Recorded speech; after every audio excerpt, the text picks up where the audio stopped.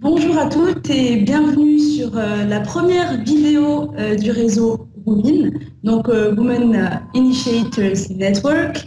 Et quand il s'agit de networking et quand il s'agit de femmes entrepreneurs, eh bien j'ai envie de dire, moi ça m'a donné envie d'accueillir Biba Pedron. Alors pour ceux qui ne la connaissent pas, bien sûr je vais la laisser se présenter tout à l'heure, mais il s'agit de la Connection Queen, donc c'est la reine du relationnel. Qui est de mieux pour nous aider et pour nous donner quelques petits conseils dans notre relationnel.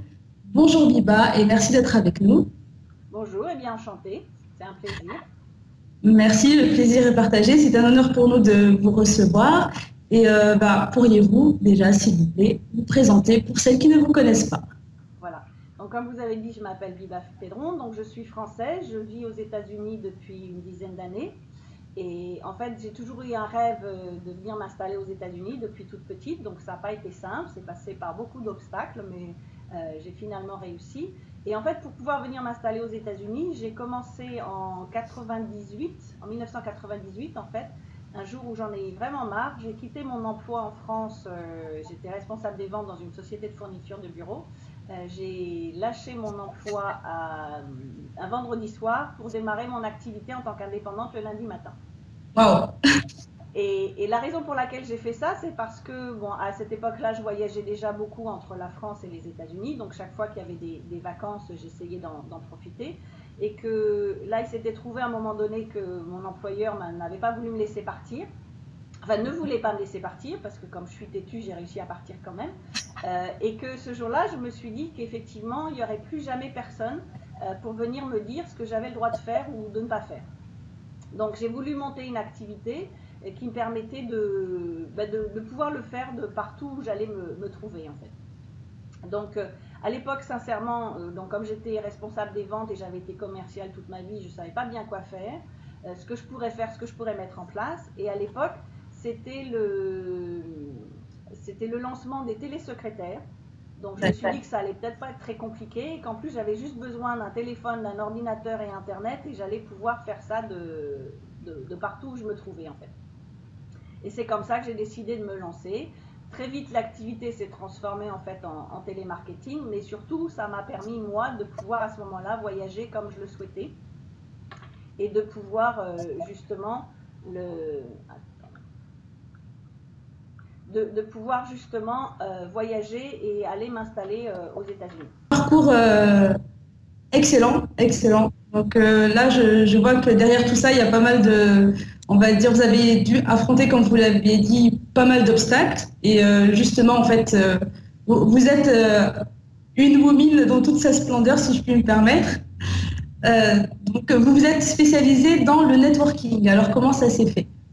Alors, quand je suis arrivée aux États-Unis, au début, je ne savais pas du tout ce que c'était que le networking. J'en avais jamais entendu parler puisqu'en France, ça n'existait pas à l'époque. Par contre, ce que j'ai fait, c'est que, arrivant dans un nouveau pays, avec une nouvelle culture et une nouvelle langue, déjà, il fallait que je réapprenne comment on faisait du business aux États-Unis parce que les choses sont complètement différentes. Donc, j'ai passé un été complet, 5 jours sur 7, à la bibliothèque, justement, pour apprendre comment on faisait du marketing à l'américaine. Et avec toutes les lectures que j'ai pu avoir et les différents séminaires auxquels j'ai participé, je me suis aperçue que le mot networking revenait souvent. Donc je me suis renseignée de savoir ce que ça voulait dire exactement et j'ai compris que pour les Américains, c'était 80% de leurs clients, ils les trouvaient dans des réseaux networking. Donc j'ai commencé à me renseigner un peu de plus près et d'aller à un événement pour voir un petit peu à quoi ça ressemblait. Et je me souviens toujours de mon premier événement, tout simplement parce que donc, je m'étais inscrite sur Internet. D'accord. Je suis arrivée dans ce bar, j'ai pris mon badge et j'ai passé 1 minute dans le bar et je suis sortie en courant. Parce que ça m'a tellement effrayée. Il y avait tellement de monde, il y avait un brouhaha pas possible. En plus, à l'époque, mon anglais n'était pas encore, je ne parlais pas couramment. D'accord. Enfin, c'est-à-dire que je le parlais à peu près bien et surtout, je l'ai toujours parlé très vite, mais je ne le comprenais pas correctement parce que, effectivement, les gens, l'accent américain, il fallait déjà s'y habituer. Donc, quand je commençais à parler, les gens commençaient à... Et là, j'étais perdue. Donc, une minute plus tard, j'en suis sortie et je me suis dit, je ne sais pas ce que c'est que leur histoire de networking, mais c'est définitivement pas pour moi. Et puis finalement, bon, je me suis dit peut-être qu'il ne faut peut-être pas s'arrêter là, on ne va pas s'arrêter à un échec. Donc, j'y suis retournée. Et les fois suivantes, en fait, je me suis obligée à ne pas partir tant que je n'avais pas parlé à 1, 2 personnes, 3 personnes ou ce genre de choses. Et donc voilà comment j'ai découvert un peu le networking. Mais dans le même temps, je n'ai pas ce concept où il y avait beaucoup de monde, beaucoup de bruit, où j'arrivais pas à m'exprimer. Et comme de toute façon je cherchais une solution justement pour rester aux États-Unis, donc il faut un visa, il faut ce genre de choses. Donc j'ai décidé de monter un concept de soirée networking, mais un concept plus petit en fait. C'est-à-dire que moi j'acceptais que 25 personnes dans mes événements. D'accord. Et je ne les faisais pas dans des bars, alors à part au tout début parce qu'il faut bien démarrer quelque part, mais très rapidement en fait je les ai fait dans des salles de conférence parce que j'ai eu des gens qui m'ont sponsorisé et que c'était 25 personnes et que c'était très structuré. Et puis surtout ça me permettait moi d'être en relation avec les gens, c'est-à-dire que comme j'étais l'hôtesse, les gens venaient vers moi, je les accueillais, donc on parlait plus doucement, c'était plus facile pour moi de comprendre et de m'exprimer, et puis de me mettre de faire un lien entre les gens. C'est pour ça que j'ai commencé effectivement à connecter les gens avec les autres et que du coup après à peu près 1 an et demi, moins de 2 ans en tout cas, vu l'évolution de mon activité, comment je connectais toujours les gens, c'est pour ça qu'ils ont commencé à me surnommer The Connection Queen. D'accord, très très bien.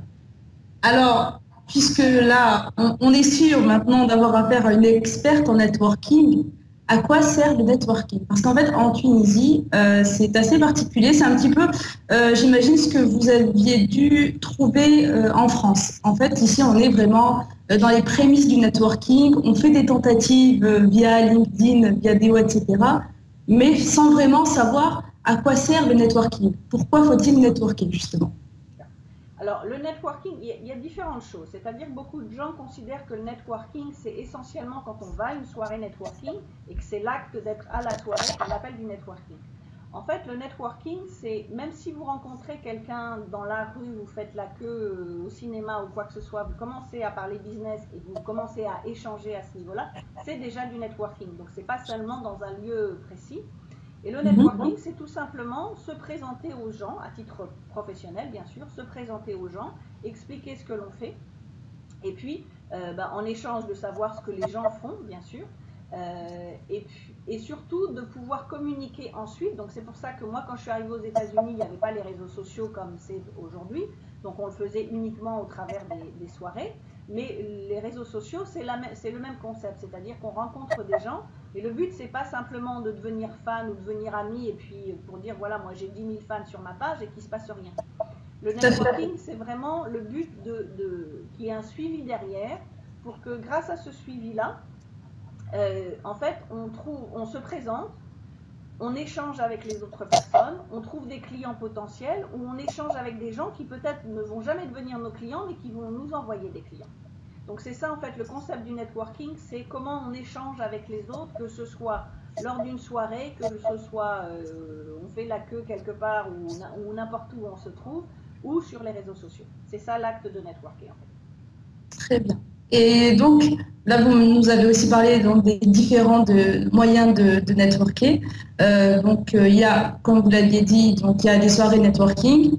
Il y a, donc, on peut rencontrer des gens par hasard dans un endroit X ou Y, et on peut aussi justement networker au travers de Viadeo, LinkedIn, etc. Et Facebook, sans oublier bien sûr le grand réseau social. Et comment est-ce qu'on se prépare à de telles rencontres? Alors, si c'est une rencontre, si c'est une soirée, si c'est un événement live, ce qui est important, c'est de sélectionner son événement. C'est pas de se dire, alors peut-être probablement qu'en Tunisie, il n'y a pas autant de networking qu'il peut y en avoir aux États-Unis, parce que ce soit New York ou Miami où je me trouve, il y en a 15 par soir. Donc il faut vraiment sélectionner l'événement. Alors ça peut être un séminaire, ça peut être un salon, ça peut être différentes choses, ça peut être je sais par exemple en France, il y a de plus en plus de clubs business, donc je ne sais pas si c'est des choses qui se créent en Tunisie.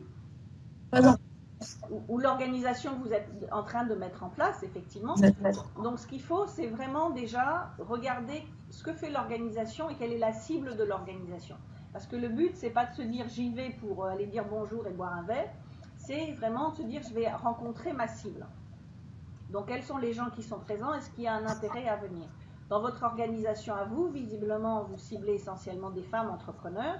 Donc, alors ça ne veut pas dire que les hommes ne vont pas venir et qu'ils n'ont rien à y faire, mais ça veut dire qu'il faut vraiment voir si... l'exemple que je donne toujours, parce que c'est très visuel, c'est-à-dire si vous allez à la pêche à la baleine, vous n'allez pas aller dans la rivière d'à côté. Ah oui, c'est sûr. Faire des recherches pour savoir dans quel océan on va trouver des baleines. Si vous allez à la pêche à la sardine, vous allez chercher où est-ce qu'il y a les sardines. Et ben, je donne ça comme visuel parce qu'après les gens, c'est plus net en fait. Donc là, c'est pareil. Le networking, il faut déjà que vous sachiez un peu qui sont les gens qui vont venir, quelle est la cible et est-ce qu'il y a un intérêt à aller rencontrer cette cible-là? Est-ce que c'est votre cible de clientèle? Et pas aller à un événement juste pour aller à un événement. Donc ça, c'est la première chose. Je dirais qu'aujourd'hui, c'est encore plus simple parce que maintenant, la majorité des gens créent une page d'invitation sur Facebook ou une page d'invitation sur LinkedIn ou Viadeo et que du coup les gens s'inscrivent, donc on sait qui sont les gens. Donc on peut déjà voir à l'avance est-ce que les gens qui viennent, est-ce que ça a un intérêt par rapport à notre activité. Ça c'est la première chose. La deuxième chose, c'est qu'il faut savoir se présenter quand on rencontre les gens, une fois qu'on est sur place, quand on les rencontre, il faut savoir se présenter, mais de façon très courte et très concise. C'est-à-dire qu'on n'est pas là pour raconter sa vie et qu'au bout de 10 minutes, les gens, on parle, mais les gens ne savent toujours pas ce qu'on fait. Donc il faut apprendre à ce qu'on appelle aux États-Unis l'elevator pitch, c'est-à-dire comment en 60 secondes, on peut se présenter de façon claire et précise. Ça veut dire qui on est, ce qu'on fait, quel est le bénéfice de travailler avec nous et quelle est notre cible surtout. Pour que les gens... Après, quand ils vont penser à vous, s'ils rencontrent d'autres personnes qui peuvent être intéressantes pour vous, ils vont se dire « Ah, là, je repère tout de suite la cible de telle personne, donc je vais pouvoir les mettre en relation. » Donc ça, c'est important. Également, le networking, on n'est pas là pour vendre. On est là pour se présenter, on est là pour faire des échanges avec les autres, on est là pour apprendre des autres, on n'est pas là pour vendre. Donc les gens qui arrivent et qui commencent à dire « Oui, bonjour, mon nom c'est, je fais ceci, je fais cela et voilà ce que je vends », ces gens-là ne vont pas réussir en networking. La phase de vente, elle arrive bien après quand on fait le suivi. Et beaucoup de gens d'ailleurs ne font pas le suivi, c'est pour ça que beaucoup de gens disent que le networking ne sert à rien. C'est pas que ça sert à rien, c'est qu'ils ne savent pas faire la deuxième étape. Donc il ne faut surtout pas essayer de vendre quoi que ce soit. On est là vraiment pour se présenter uniquement et faire connaissance avec les gens. Donc voilà comment on se prépare. Donc être sûr de savoir se présenter correctement et être sûr d'aller dans un événement où on va trouver sa cible. Très bien. Vous venez d'évoquer le suivi, qui est un élément, me semble-t-il, essentiel, justement pour pouvoir créer un relationnel et éventuellement générer du business. Comment, est-ce que vous avez des conseils à nous donner pour faire un suivi justement? Alors oui, parce qu'il faut être stratégique quand on fait le suivi, c'est-à-dire que déjà l'idéal c'est quand on rencontre des gens dans les 24 ou 48 heures de les recontacter. Alors on peut les recontacter par email ou on peut les recontacter via les réseaux sociaux. Là pareil, on ne les recontacte pas pour essayer de leur vendre quelque chose. On n'en est toujours pas à cette phase-là. On est là pour renforcer sa présentation. C'est-à-dire que surtout si c'était un événement par exemple, donc les gens ont pu rencontrer 10, 20, 30, 40 personnes, et qui ne vont pas nécessairement se souvenir de tout le monde. Donc notre rôle, c'est d'envoyer un email ou par Facebook ou par LinkedIn ou Viadeo, de recommuniquer et de dire voilà, c'était un plaisir de vous rencontrer, de remettre en 2-3 phrases ce que l'on fait pour se présenter, toujours pas vendre quoi que ce soit, et toujours pareil, de demander à la personne qu'est-ce qu'on peut faire pour les aider. Est-ce qu'il y a quelque chose, dans quelle mesure, peut-être qu'ils cherchent un contact particulier, peut-être qu'ils ont besoin d'un conseil. Comment on peut aider les autres? Parce que le networking, c'est toujours à propos des autres, c'est pas à propos de nous. C'est comment on peut aider les autres. Et plus on va aider les autres et plus on va donner, plus on va recevoir. Mais il ne faut pas aller à un networking. Alors, je ne sais pas si c'est la même chose en Tunisie, mais en France, pour autant, les gens, le networking, c'est j'y vais, je prends, mais surtout, je donne rien. Tout à fait. Ça ne marche pas. Tout à fait. Il faut vraiment y aller dans un sens où je partage, je donne le maximum, on verra bien ce qui revient. Ça reviendra, si on fait les choses correctement, ça reviendra toujours d'une façon ou d'une autre. Mais on n'y va pas dans le but de dire voilà, j'y vais dans le but précis de récupérer quelque chose. Donc c'est pour ça que c'est important de recontacter les gens sous 24 ou 48 heures, parce que d'abord, ils vont encore se souvenir de nous, donc on renforce la présentation, et puis surtout, on va penser à le faire, parce que si on ne fait pas dans les 24 ou 48 heures, on va reporter, et puis on va dire je le ferai demain, et on sait que demain n'arrive jamais, et qu'après on arrive au bout de 1 mois, 3 mois, et puis ah ben non, j'ai oublié de le faire, donc maintenant je ne le fais plus. Tout à fait. Tout à fait. Voilà. Donc, relancer les gens par email, et puis bien sûr, toujours avoir, quand on envoie un email ou quand on rencontre les gens, quoi qu'on fasse, de toute façon, avoir un appel à l'action, c'est-à-dire leur dire qu'est-ce qu'on veut qu'ils fassent ensuite. D'accord. Donc, l'idéal, si on a un site internet, par exemple, eh ben, c'est de les envoyer vers le site internet pour leur dire, venez pour en savoir plus, parce qu'en 60 secondes ou en 2 lignes, on ne peut pas tout dire sur notre activité.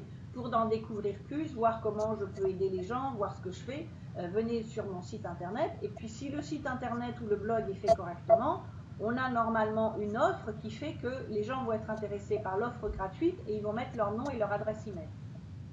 D'accord, donc l'idée c'est aussi de récupérer un maximum de contacts. Absolument, pour constituer sa liste. Parce qu'en fait, une fois que les gens vont être dans notre liste, et là pour le coup, ils ont mis leur nom, leur adresse email parce qu'ils sont vraiment intéressés, donc là ça devient un véritable prospect.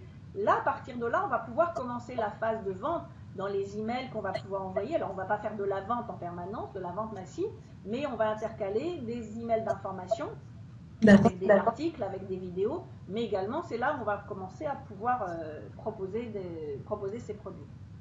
D'accord, d'accord. Et même chose par rapport aux réseaux sociaux. Si on rencontre les gens, au lieu de les rencontrer en live, on les rencontre sur les réseaux sociaux, c'est exactement la même chose. On communique avec eux, on échange des messages, éventuellement on leur propose de parler sur Skype ou de parler par téléphone pour se rencontrer, d'en savoir un petit peu plus, et puis de suivre ce que les gens font. Donc le mieux c'est de suivre leur page, si ils sont sur Facebook, de les suivre sur Facebook. Parce que je dirais que maintenant, avec les réseaux sociaux, tout est beaucoup plus simple. On n'a pas besoin de contacter les gens pour savoir ce qu'ils font, il suffit de regarder sur leur page et on connaît leur actualité. Donc toujours rester en contact avec eux régulièrement. Et puis, bien sûr, toujours penser à faire en sorte de les amener sur notre mailing list, parce que là, ils vont recevoir la newsletter, ils vont recevoir les informations, et là, ils vont être informés régulièrement. Très bien. Et alors, il y a un concept, en fait, un terme que vous évoquez souvent, parce que je vous suis pas mal sur vos webinaires. Vous parlez souvent de générosité. Alors là, c'est un petit peu bizarre quand on est dans un esprit un petit peu franco-français. Et en Tunisie, on a ce même esprit-là, où on est là, comme vous l'évoquiez, pour vendre à tout prix. Alors là, quand on nous parle de générosité en business, comment est-ce que le fait d'être généreux peut aider à générer justement du business ? Ça aide parce que ça montre que vous êtes là, vous vous intéressez aux autres. En anglais, on a une expression qui dit « What's in it for me ?» C'est-à-dire quand on rencontre les gens, c'est-à-dire que la personne comprend tout de suite dans ce que je fais moi, l'autre personne, qu'est-ce qu'elle va trouver pour elle en fait. Donc c'est pour ça que quand on se présente, il faut être très clair justement sur ce qu'on va apporter aux autres. Et il ne faut pas hésiter si quelqu'un a besoin, comme je disais tout à l'heure, d'un contact, d'une information, quoi que ce soit. Même si ce n'est pas lié à notre propre activité, on est là pour essayer d'aider les autres. Parce que plus vous allez aider les autres, plus à un moment donné, ça va se savoir. Donc ça va faire boule de neige et les gens savent que s'ils viennent vers vous, vous êtes généreux justement par rapport aux informations que vous mettez, toutes les informations que vous allez pouvoir mettre dans vos articles, tous les conseils que vous allez pouvoir donner aux gens, les conseils que vous allez pouvoir donner quand vous faites par exemple des webinaires ou des conférences call ou ce genre de choses, vous donnez. Ça veut dire aussi que plus vous êtes généreux, plus les gens vont se dire, voilà, si je lis ces articles ou si j'écoute son webinaire et il y a déjà autant d'informations gratuites, le jour où je prends le service, mais là, qu'est-ce qu'elle va pouvoir me donner de plus ? Tout à fait. Ça veut dire que le payant, il va y avoir encore plus de choses et que je vais pouvoir avancer encore plus. Donc c'est pour ça que d'être généreux, c'est aussi faire en sorte que ma devise à moi, c'est que en fait on ne vend rien. Ce que j'enseigne à mes clients en tout cas, c'est que on fait en sorte de ne rien vendre et on ne va pas à la chasse aux clients. C'est les clients qui viennent vers nous. C'est-à-dire qu'à un moment donné, on devient un magnet en fait de clients. Et plus vous allez donner, plus les gens vont se rendre compte que vous le faites Et vous ne vous forcez pas à le faire en fait. Que c'est dans votre nature et que vous êtes là avant tout pour aider les gens et que de ce fait-là, justement, vous allez attirer le maximum de monde. Et par exemple, aujourd'hui, c'est vrai que je suis sur le marché, alors je coach sur le marché anglophone depuis très très longtemps déjà, sur le marché francophone nettement moins. D'accord. Sur le marché francophone, j'ai commencé à faire mon apparition fin 2011. Mais c'était plus pour voir un petit peu ce qui se passait sur le marché francophone. Je voyais que les choses bougeaient un peu avec les blogueurs qui arrivaient et ce genre de choses. Je voyais qu'il y avait des messages de ce que les gens annonçaient qui ne me plaisaient pas vraiment. Dans ce qu'on expliquait, vous créez un blog et vous allez devenir riche. Et malheureusement, ça ne se passe pas comme ça. Je voyais aussi que les réseaux sociaux, les gens s'en servaient pas correctement. Encore aujourd'hui, la cliente que j'ai eue juste avant vous me disait encore, oui, moi, sur la France, Facebook, c'est fait juste à titre personnel. En fait, non. Si vous utilisez une fanpage de façon professionnelle correctement, ben, vous pouvez trouver beaucoup de clients. Et là, les gens ont un peu de mal à comprendre comment on trouve des clients via les réseaux sociaux, via Facebook. Et que, à un moment donné, les gens vont voir que vous êtes partout. Et que vous êtes généreux partout, justement, que vous donnez de l'information partout. Donc, si les gens vous posent des questions, vous répondez, ce genre de choses. Ce qui fait qu'à un moment donné, donc moi j'ai fait ça pendant effectivement un certain temps, c'est-à-dire que j'avais rien de spécial à proposer, j'avais pas vraiment un programme. Bon, une fois de temps en temps je mettais un petit programme pas cher histoire de dire qu'il y avait quelque chose, mais je faisais pas vraiment de coaching. Mais pendant plus d'un an, j'étais là pour me faire connaître, pour donner, pour qu'à un moment donné, ben justement j'ai plus rien à vendre. C'est-à-dire qu'aujourd'hui l'avantage que j'ai, c'est que je vends pas, les gens viennent vers moi parce qu'ils me donnent des sessions stratégiques, parce qu'ils ont vu les témoignages de mes clients, parce qu'ils voient les résultats et en se disant, ben voilà, cette personne, elle aide les autres et il y a du résultat, donc moi je veux la même chose. Tout à fait. Du coup, je n'ai plus à vendre et donc c'est ce que j'enseigne à mes clients, c'est ne pas vendre, laisser les gens venir à vous, mais pour que les gens viennent à vous, bien sûr, ça n'arrive pas du jour au lendemain. Ça, c'est sûr. Alors, il n'y a pas de baguette magique pour ça, parce qu'il y a beaucoup de gens qui me disent, oui, mais moi je veux faire comme vous, je ne veux pas me déplacer, je veux aller nulle part, je veux faire tout de mon business. Je dis oui, mais ce que vous ne voyez pas, c'est que moi j'ai 10 ans d'expérience derrière, donc c'est pas arrivé du jour au lendemain. Donc il faut prendre le temps que les choses se fassent, mais justement, plus vous allez donner sans attendre quoi que ce soit en retour, plus vous allez vous apercevoir que vous allez attirer les gens. Tout à fait. Alors si je peux me permettre, parce que comme je vous ai suivi sur de précédents webinaires, donc il y en a un où, enfin, vous parliez beaucoup donc de générosité, de donner et d'être à l'écoute de l'autre. Donc moi j'ai fait un test très simplement en fait, simplement sur LinkedIn lorsque je reçois donc des demandes de contact. Moi j'avais pour habitude en fait d'envoyer une assez longue présentation de ma société et maintenant on va dire je prends un processus inverse. C'est-à-dire que donc depuis 2 semaines, la réponse que je donne, c'est donc que je remercie les personnes de s'être intéressées à mon profil et je leur demande ce qu'ils font. Donc, est-ce qu'ils peuvent, s'ils peuvent m'en dire plus sur leur activité. Et donc, en 15 jours, j'ai eu donc 4 rendez-vous business et j'ai été en contact avec 2 journalistes donc qui sont prêts à couvrir mes futurs événements. Donc c'est juste pour dire que les conseils que vous donnez sont pertinents même sur la Tunisie. Ok, ça fonctionne donc. Ça fonctionne et c'est encourageant et oui, c'est génial. Et c'est pour ça aussi que...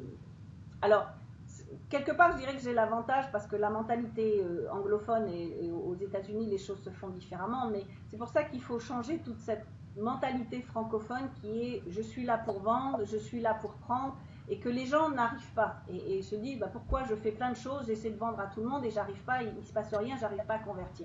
Parce que justement, il faut changer cet état d'esprit et comme vous dites vous-même, vous l'avez testé là récemment, et que bah, voilà, c'est pas par magie, mais que quand on montre aux autres, qu'on s'intéresse aux autres plutôt que de dire c'est moi, je, et ben les choses fonctionnent beaucoup mieux. Exactement, et ça c'est très important et donc je vous en remercie encore hein, parce que pour le coup ça apporte pas mal de contacts et c'est assez encourageant. Et donc ma dernière question de l'interview, c'est quel conseil donneriez-vous aux femmes qui ont décidé de sauter le pas en créant leur entreprise? Alors, en général, mon conseil c'est toujours ne réfléchissez pas trop, lancez-vous. Oui.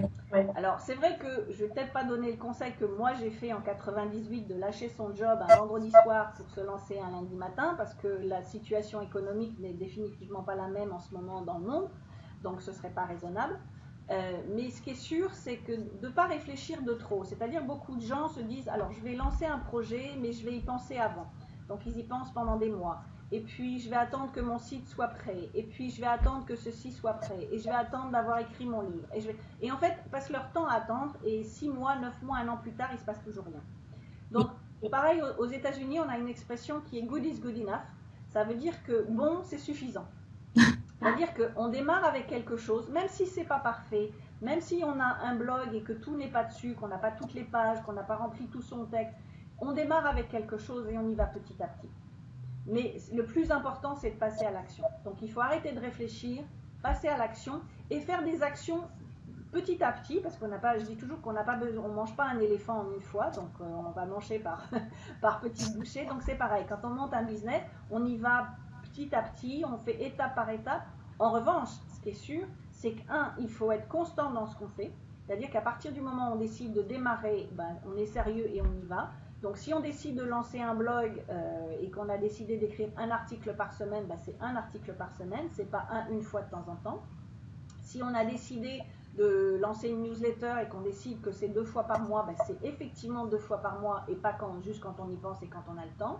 Si on démarre sur les réseaux sociaux, on est là pour communiquer régulièrement. Donc moi je dis toujours que sur Facebook c'est minimum 2 fois par jour. Les gens me disent oh là là, mais vous vous rendez pas compte, 2 fois par jour ça prend 5 minutes, hein, ça prend pas 2 heures. Donc après effectivement si on commence à regarder ce qui se passe sur toutes les pages, ça prend un peu plus de temps. Donc c'est évident qu'au démarrage ça va peut-être prendre 1 heure parce qu'il faut le temps d'apprendre, il faut le temps d'être stratégique, de regarder un petit peu ce qui se passe, mais une fois qu'on a bien la routine, ça va très très vite. Mais que donc il faut faire quelque chose tous les jours. Et si vous mettez en place quelque chose tous les jours, si vous allez au contact des autres, si vous demandez, comme ce qu'on disait tout à l'heure, on demande aux autres comment on peut les aider plutôt que d'essayer de vendre ce qu'on a à vendre, il se passera quelque chose. Et également très important, c'est de démarrer une activité par rapport à ce qu'on aime faire, par rapport à sa passion. Parce que beaucoup de gens, alors je ne sais pas si vous avez la même chose en Tunisie, mais en France, le network marketing s'est vraiment développé énormément, les réseaux MLM et ce genre de choses. Donc plein de gens rentrent dans ces systèmes-là en se disant oui, là on m'a dit que voilà, en 2 temps 3 mouvements je vais être millionnaire ou je vais faire plein d'argent, donc je rentre là, je vais gagner de l'argent. Simplement, même si on fait du MLM, ça reste, si on est sérieux, c'est un business, c'est pas juste un hobby. Donc un hobby, on ne le traite pas en travaillant 1 heure par semaine. Un business, pardon, on ne traite pas 1 heure par semaine. Un business, c'est 12-14 heures par jour, c'est 7 jours sur 7. Moi, chaque fois que j'ai démarré une activité, c'était 14-16 heures par jour, 7 jours sur 7 pendant minimum 1 an avant qu'il se passe quelque chose. Donc, il faut vraiment se dire qu'il faut se mettre à travailler et que, toujours dans le même concept, d'être là pour aider les autres, d'être là pour rendre service aux autres et que de toute façon ça va toujours finir par nous revenir et que par rapport à la passion, c'est-à-dire si on travaille sur quelque chose qui est sa passion, on peut y travailler jour et nuit même si ça ne nous rapporte pas d'argent, mais on a la motivation parce qu'on est motivé et donc l'argent finira par venir, ça c'est sûr, ça peut rendre, selon les personnes ça peut prendre plus ou moins de temps mais ça finira par venir. Que si on démarre quelque chose juste pour se dire un tel fait ça, moi je vais faire ça juste pour de l'argent, la passion n'est pas là, donc on n'a pas la motivation, donc très vite les gens vont se dire oui mais j'ai posté 2 articles, il ne se passe rien, j'ai posté 2 fois sur Facebook, il ne se passe rien, et ils vont arrêter. Tout à fait, on est moins persévérant parce qu'on ne travaille pas par passion, ça c'est sûr. Donc si on résume, 1, prendre quelque chose où on est passionné, 2, être sûr que quand on démarre on est constant, et 3, c'est un petit peu tous les jours.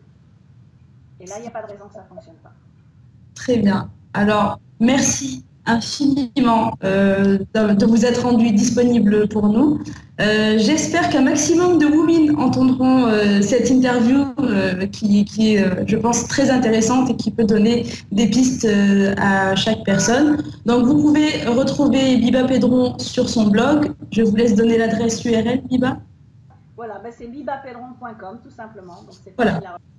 bibapedron.com et vous nous retrouverez bientôt sur notre blog, bien sûr, et sinon sur la page Facebook Women Initiators Network. Merci beaucoup et au revoir à toutes. Merci et félicitations à vous surtout pour ce que vous faites et pour votre générosité. Et merci.